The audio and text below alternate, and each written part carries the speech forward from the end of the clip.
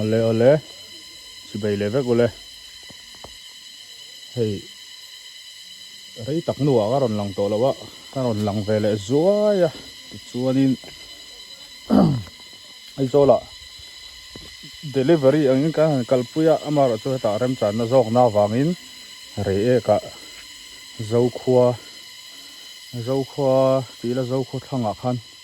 hei helai parking a hen gate bula khan dorte an siam ve a hei hian kan phua chop nok kap sai te hian ei tur kan siam ve a ama se kan menu hi ama mi ang ni lo kha ma mi ang kha chu kan nei thei arem che lawa thil hi tom te siam ngai wang hen tiang hen kan siam thina ni hei tiang hen hi kan menu ani a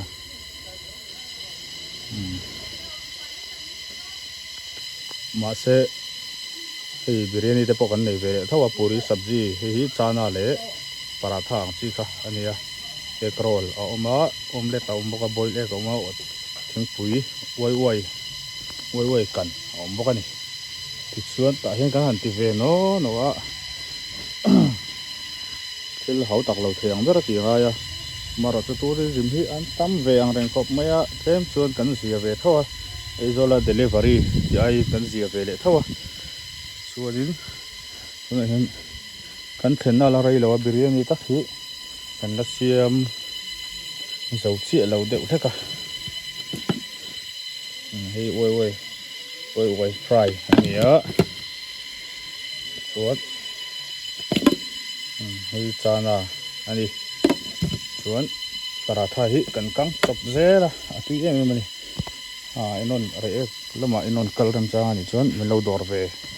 cheu turin kan som hal cheu ani ti chuan hi gate khania zo re tlang kal thin kal to chuan kan shranga headlight te hi entry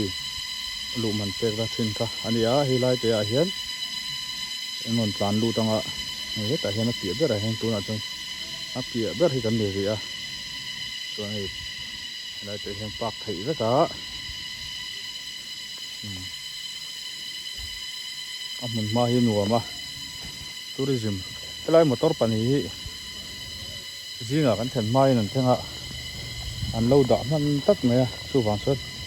an dora hi deuh khup me ni zan lama mi thi kan ne kan tlei war wangin ka kal ma thei lawa ka kal mai an lo da man tak ni chuan dragon fruit hi ke khat vela ne he pathum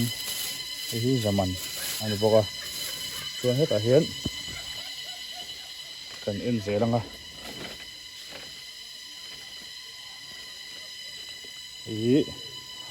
zufang bu zu ang si khani ka lang chiang lo ve ngor heta hian zo hin ti zok yang hian hi zaman ani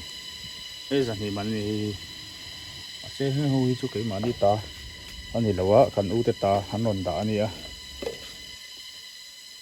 chuan hi ken beer ai te hi fu tanga siam ani ve thonga ai hi zani songa man ani ve thonga ni hetiang hi leitura tama dorti na hi na umde thoni hi kan dor tanga aviu landan zong ani me ri hian lang tam lawa amaro chu in ron kal chu helai hian li thein ron danga alang hal mai don ani atina ai tu siam dan te po kan tilang le turangai ra kan thil siam ho kan siam lai te po kan tilang ve le zel turanga yang local ani chuan milo dor ve nge turin kan han som le cheu ani fel em kha